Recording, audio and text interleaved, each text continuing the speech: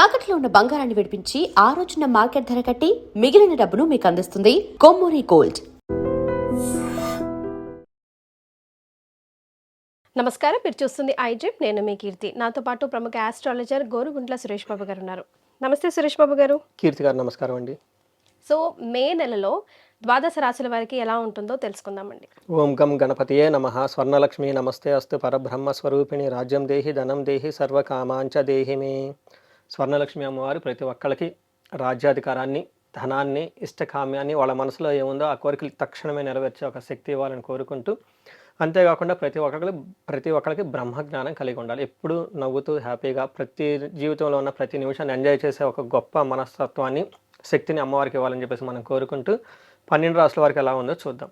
అందులో ముఖ్యంగా చెప్పుకోబోయే ముందు ఈ యొక్క మే మంత్కి చాలా విశిష్టతలు ఉన్నాయండి. ఒకటి, ఇది మనకి వైశాఖ మాసం పౌర్ణమితో స్టార్ట్ అవుతుంది. ఆ రోజున మనకి బుద్ధ పూర్ణిమ అని అంటారు, వైశాఖ పూర్ణిమ అంటూ ఉంటారు. ఇది అక్కడ నుంచి స్టార్ట్ అయిపోయి జ్యేష్ఠ మాస పూర్ణిమతో ఎండ్ అవుతుంది. అంటే పూర్ణిమతో స్టార్ట్ అయ్యి పూర్ణిమతో ఎండ్ అయిపోతుంది.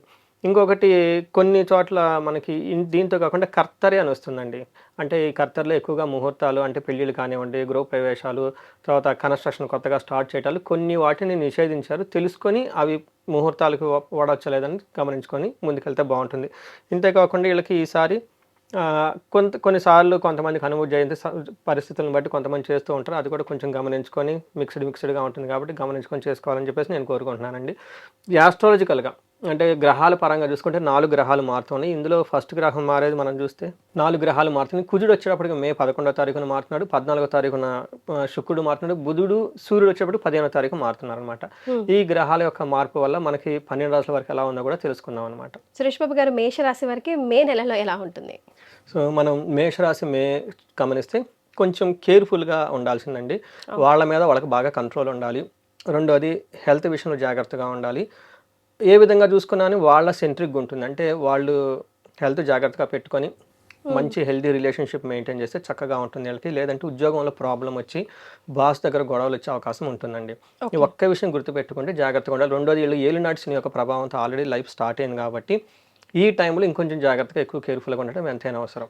ఇంకొక ముఖ్యమైన విషయం, రాశిలో మనకి వెళ్ళబోయే డీటెయిల్స్, ఈ రాశితో పాటు ఎవరికైనా కుంభరాశి వాళ్ళు ఉన్నా, మీనరాశి వాళ్ళు ఉన్నా, ధనుసు రాశి, తర్వాత సింహరాశి వాళ్ళ ఇంట్లో భార్యాభర్తలు కానీ పిల్లలు కానీ ఎవరైనా కనుక ఉంటే ఆ ఇంట్లో గొడవలు ఎక్కువ అవకాశం ఉంటుంది. ఇది నా రీసెర్చ్లో స్పెసిఫిక్గా పట్టుకుంది. ఇంకా అందులో 2-3 ఉంటే ఈ రాశుల వాళ్ళు ఇంకా సమస్య చాలా అవుట్ ఆఫ్ కంట్రోల్ అయిపోతుంది. అప్పటిదాకా తండ్రి కొడుకులు చాలా బాగున్నారు. ఒక లేడీ ఫోన్ చేసింది, సడన్గా వెళ్ళిపోయేసి వాళ్ళిద్దరూ అరుచుకొని ఆల్మోస్ట్ కొట్టుకునే దాకా వెళ్ళిపోయారు. ఇద్దరు పలుకోవట్లేదండి, మధ్యలో నేను అలాడిపోతున్నానని చెప్పేసి అంటే ఇద్దరిది ఈ శని రాశులతోనే ఉన్నారు చూడండి అప్పటిదాకా ఉన్న వాళ్ళు. అందుకే ఇలా జరిగే అవకాశం ఉంటుంది కాబట్టి కొంచెం జాగ్రత్తగా ఉండాలి. Yes, but don't worry. దానికి ఏం చేయాలని కూడా గురుగారు డెఫినెట్గా సజెషన్ చేస్తారు. వీడియో ఎండ్ వరకు చూసి అదేంటో తెలుసుకొని చెప్పినట్టుగా చేసే ప్రయత్నం మాత్రం డెఫినెట్గా చేయండి. సో ఇందులో మనం గమనించుకుందాం అండి, శని ఈ గ్రహాలు 4 గ్రహాల మార్పుతో మనకి మహర్షులు లఘు గోచారం, సూక్ష్మ గోచారం అన్న కాన్సెప్ట్ని ఇచ్చారు. దీంట్లో సింపుల్ వర్డ్స్లో ఏమంటారు, న్యూస్లో ముఖ్య అంశాలాగా మనం ముందుకు బ్రీఫ్గా ఒకసారి లెటర్స్ ఏమేమి వస్తాయో తెలుసుకుందామండి. కరెక్ట్. అందులో మనం చూసుకుంటే అశ్విని 1, 2, 3, 4 పాదాలు, తర్వాత భరణి 1, 2, 3, 4 పాదాలు, కృతిక ఫస్ట్ పాదం అంతా వీళ్ళు ఇందులో వస్తారు. పేరు బలం బట్టి చూసుకుంటే వీళ్ళకి చూ, చే, చో, లా, లీ, లు, లో, ఏ, ఆ అన్న అక్షరాలు కూడాను మనకి పేరు బలం ప్రకారం చూసుకుంటే మేషరాశి కింద వస్తారు. ఇందులో వీళ్ళకి లఘు గోచారం, సూక్ష్మ గోచారం ప్రకారం చూస్తే వీళ్ళకి స్థాన నాశనం, అంటే ఉద్యోగంలో కొంచెం ఒత్తిడి ఉండే అవకాశం ఎక్కువగా ఉంటుంది. ధన ప్రవాహం అయితే ఖచ్చితంగా వస్తుంది. శత్రు పీడాం శ్రియం విభూతిం అని చెప్తారు. అంటే విపరీతమైన శత్రు బాధలు ఉండి వీళ్ళని కిందకు లాగుదామని చూసేవాళ్ళు చాలామంది ఎక్కువగా ఉంటారు. వీటితో పాటు ధనము లేదంటే ఐశ్వర్యము వచ్చినట్టు వస్తుంది కానీ పెద్ద అంటే చేంజెస్ అయితే ఏముండదు. ఎంత వస్తుందో అంత పోయే అవకాశం ఉంటుంది. బట్ మేజర్గా గుర్తుపెట్టుకోవాల్సింది ప్రొఫెషనల్ మ్యాటర్స్లో వీళ్ళకి శత్రు బాధలు విపరీతంగా ఉండి కింద పడేయాలి, ఏదో ఒక విధంగా వీళ్ళని ఇబ్బంది పెట్టాలని చూసే వాళ్ళు ఎక్కువ ఉంటారు. ఈ ఒక్క విషయం కొంచెం గమనించుకుంటే మనతంతలకు చాలా ప్రికాషన్, చాలా జాగ్రత్తగా ఉంటుంది. మనకి మహర్షులు ఏం చెప్తారంటే, సూర్యుడు వీళ్ళకి 2వ హౌస్లో ఉండి 8th హౌస్ను చూడటం వల్ల ఇది మంచి పొజిషన్ కాదు. ఏమవుతుందంటే హీనత్వం, దుష్ట సంసర్గో, మనస్తాప శిరోవెద, నిష్ఫలం కృషి వాణిజ్యం. విత్తరాశిగతో రవి అంటారు. అంటే 2వ స్థానంలో రవి ఉంటే ఏమవుతుంది, ఫస్ట్ వీళ్ళకి నీచ బుద్ధి పుడుతుంది. అప్పటిదాకా చాలా స్ట్రాంగ్గా బ్రహ్మాండంగా ఉన్నవాళ్ళు ఎవరు చూస్తున్నారు, ఏం చేస్తున్నారు, ఎలా అయితే ఎలా వెళ్ళిపోదామన్న థాట్స్, డీగ్రేడెడ్ థాట్స్ వస్తాయి అనమాట. అంతేకాకుండా దుష్ట సంసర్గ, శత్రువులతో ఏమంటారు, వీళ్ళ స్టేటస్కి తగిన వాళ్ళు కాకుండా వేరే వాళ్ళతో సమాసం పెట్టే అవకాశం ఎక్కువగా ఉంటుంది. ఓకే. ఆల్రెడీ 2.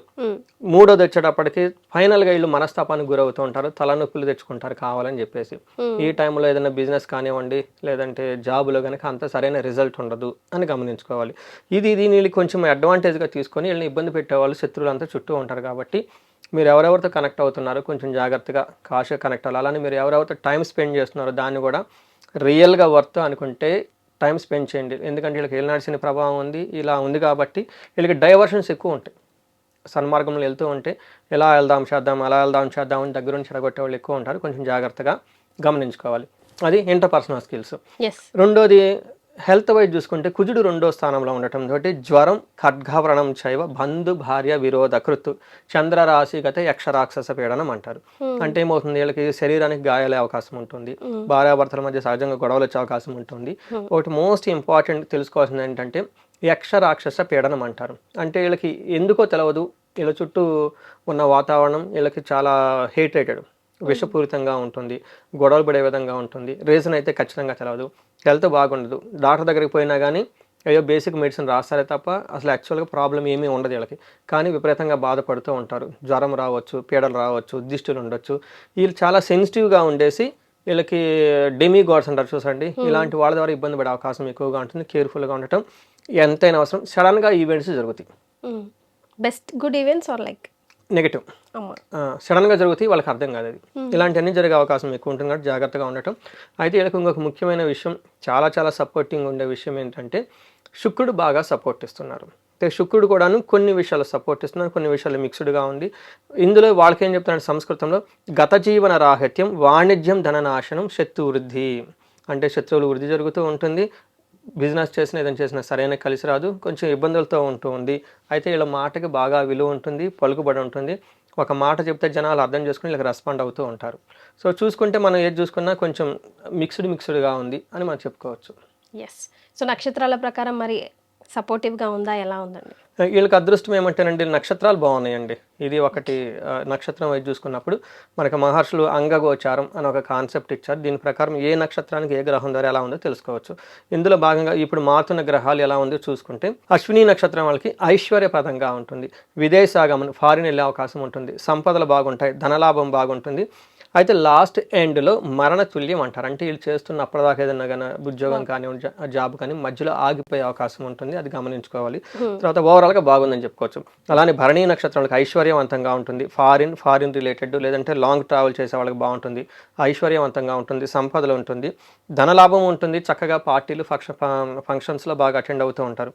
ఏ ప్రకారం చూసుకున్నా కానీ భరణీ నక్షత్రం వాళ్ళకి చాలా బాగుందని చెప్పుకోవచ్చు మనం. అయితే కృతికా నక్షత్రం వాళ్ళకి వీళ్ళకి సేమ్ విదేశాగమనం ఉంటుంది, సౌఖ్యము, సంపదలు, ధనలాభము, ఐశ్వర్యము అంతా బాగుంది. ఒక్క విషయం మీరు గమనించుకోవాలి, సూర్యుని వల్ల లేదంటే పై ఆఫీసుల బాసులు కానివ్వండి, లేదంటే గవర్నమెంట్ అఫీషియల్ ద్వారా కానీ ఒక ప్రాబ్లం వచ్చి వర్క్ ఆగిపోతుంది. తద్వారా వీళ్ళు టెన్షన్ పడిపోతూ ఉంటారు, అసలు ఫ్యూచర్ ఉంటుందా లేదా, దీనికి మృత్యు భయం అంటారు. ఇలా మృత్యు భయంతో ఉండే అవకాశం ఎక్కువగా ఉంటుంది కృతికా నక్షత్రం వాళ్ళు. ఇవి కాకుండా వీళ్ళకి ప్రతి అశ్విని, భరణి, కృతిక ఈ 3 నక్షత్రాలు, కృతికా నక్షత్రం వాళ్ళు కొంచెం జాగ్రత్తగా ఉండాలి. ఎందుకంటే వీళ్ళకి కార్యనాశనం, ధననాశనం జరుగుతూ ఉంటుంది.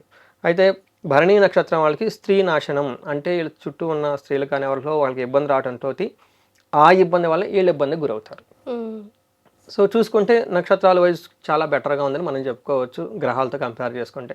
బట్ ఓవరాల్గా వీళ్ళకి మిక్స్డ్గా ఉంది.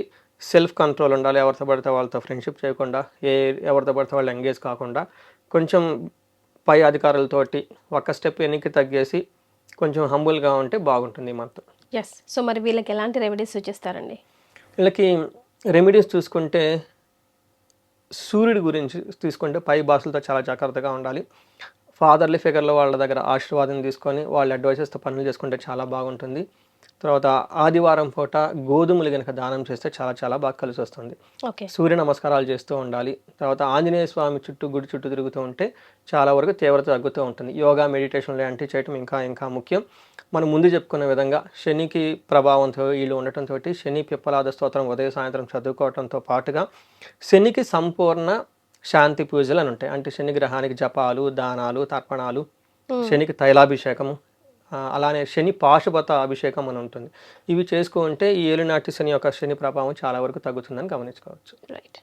ఈ రాశి వాళ్ళకి పర్టికులర్గా ఎవరికైతే 35 సంవత్సరాల నుంచి 45 సంవత్సరాల మధ్యలో ఉంటారో వాళ్ళకి సక్సెస్ఫుల్గా కెరీర్ ట్రాక్ ఉండి చక్కగా జీవితంలో దూసుకొని వచ్చేసి, బట్ ఈ టైంలో వాళ్ళు ఎక్కడైనా కనుక స్లో అయినట్లు ఉంటే, లేదంటే లైఫ్లో బ్లాక్ అయినట్లు ఉండి, లేదంటే సడన్గా డీ ప్రమోషన్ రావటము, లేదంటే సడన్గా మెంటల్గా టెన్షన్స్ రావటం, హెల్త్ కాంప్లికేషన్స్ రావటం జరిగి ఉంటే ఒక్క విషయం గమనించుకోవాలి ప్రతి ఒక్కళ్ళు.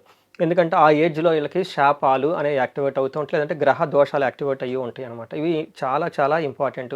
కొంతమందికి బాలారిష్టాలని చిన్న వయసులో ఉంటాయి, కొంతమంది పెళ్లి టైంలో వచ్చేటప్పటికి మ్యారేజ్కి సంబంధించిన యోగాలు యాక్టివేట్ అవుతాయి. ఒక మిడిల్ ఏజ్ వచ్చేటప్పటికి చాలామంది చక్కగా 10 ఇయర్స్ లైఫ్లో ఎక్స్పీరియన్స్ ఉంటుంది, ఒక మేనేజర్ లెవెల్ పొజిషన్కి వస్తారు, సడన్గా దే ఫీల్ వ్యాక్యూమ్ అనమాట. ఇలాంటి సమయంలో ఒకటి గుర్తుంచుకోవాలి, ఆ టైంలో శాపాలని ఉంటాయండి, ఆ టైంలోనే యాక్టివేట్ అవుతాయి. ఇవి ఒకసారి అలా అనిపించినప్పుడు జాతక చక్రం చూపించుకొని ఇండివిజువల్గా దానికి సంబంధించిన పరిహారాలు అవన్నీ చేసుకుంటే చక్కగా ఈజీగా పరిహారాలు చేసుకోవడం ద్వారా పోతాయి. సపోజ్ శాపాలు అనుకోండి, మాతృశాపం అంటారు, పితృశాపం అంటారు, దైవ శాపము. నిన్న ఒక హారోస్కోప్లో చెక్ చేస్తుంటే వాళ్ళకి ఆత్మశాపం, అంటే వాళ్ళని తిట్టుకుంటూ ఉంటారు. అలా కూడా చేసుకోకూడదండి. ఒక లేడీ ఫోన్ ఎత్తటమే నేను అలా అలా అలా అనుకుంటూ వచ్చేసి నాకు అర్థమైపోయింది. చూస్తే ఆత్మశాపం అంటే మనల్ని తిట్టుకున్నా, మనలో ఉన్న ఆత్మను మనం తిట్టినా కానీ అది కూడా శాపం అవుతుంది, బుర్ర పని చేయదండి వాళ్ళకి. అందుకని ఇలాంటి శాపాలు ఏమైనా ఉంటే అవన్నీ చక్కగా చిన్న చిన్న రెమెడీస్ ద్వారా చేసేసుకొని ముందుకెళ్ళిపోతే లైఫ్ 10 ముందుకెళ్ళే అవకాశం ప్రతి ఒక్కరికి ఉంటుందండి. ఎవరికైనా ధనం చక్కగా రావాలనుకుంటే వాళ్ళు స్వర్ణలక్ష్మి విశేష హోమం చేయించుకుంటే మల్టీ సోర్సెస్ ఆఫ్ ఇన్కమ్ వస్తుంది. రెండోది, ఎవరికైనా సరే చండీ హోమము, శత్రువుల బాధలు విపరీతంగా ఉన్నాయి, కోర్టు కేసులు ఉన్నాయి, లైఫ్ అనేది ముందుకెళ్ళటం లేదు, లాంటి ఆఫీస్లో ప్రమోషన్స్ రావాలి, ప్రమోషన్స్ రాకుండా చాలామంది ఆపుతూ ఉన్నారు, కావాలని ఇబ్బంది పెడుతూ ఉన్నారు, వాళ్ళు చండీ హోమం చేయించుకుంటే చాలా బాగుంటుంది. వీటితో కాకుండా మృత్యుంజయ హోమం ఉంటుంది. ఇలా వాళ్ళ యొక్క కాలసర్ప దోషాలు ఉంటాయి. కొంతమందికి పెళ్ళిళ్ళు కావు, లైఫ్లో ఎంత చేసినా అక్కడే ఉంటుంటారు. కొంతమందికి లైఫ్లో ఎప్పుడు జాబే చేయరండి, శనిని తిట్టినా కానీ ఇలాంటి ప్రాబ్లం జరుగుతుంటుంది. వెరీ ఇంట్రెస్టింగ్ ఉంటాయండి. వాళ్ళ పర్సనల్ జాతకంలో శని బాగుంటారు, కానీ నీకు ఈ శని పట్టుకుని ప్రతి దానికి శనికి చుడుతూ ఉంటారు. అప్పుడు శనికి కోపం వస్తుంది. ఎప్పుడైతే శనికి కోపం వచ్చారో వాళ్ళ లైఫ్లో ఎప్పుడు జాబ్ అనేదే చేయరు. మనం చాలా మందిని చూస్తాం, జెంట్స్కి ఉంటారు, లేడీస్ కూడా ఉంటారు, బాగా చదువుకుంటారు కానీ వాళ్ళు ఎప్పుడు జాబ్ చేయరు. ఎందుకంటే శని శాపం అంటారు. ఇది చాలా మందికి ఐడియా ఉండదు. ఇలాంటి శాపాలు ఏమైనా ఉంటే చూపించుకుంటే చక్కగా అన్ని రకాల హోమాలు అవన్నీ చేపించుకుంటే కాలసర్ప దోషాలు లైఫ్ 10 ముందుకెళ్ళే అవకాశం ఎక్కువగా ఉంటుంది. సో వాళ్ళ ఇండివిజువల్గా జాతకం ఒకసారి చూపించుకుంటే చాలా బాగుంటుంది. ఎస్, చాలా సంతోషం అండి. ద్వాదశ రాశుల వారికి ఎలా ఉంటుందో తెలియజేయడంతో పాటుగా చక్కటి రెమెడీని కూడా సూచించారు. ధన్యవాదాలు. ధన్యవాదాలండి.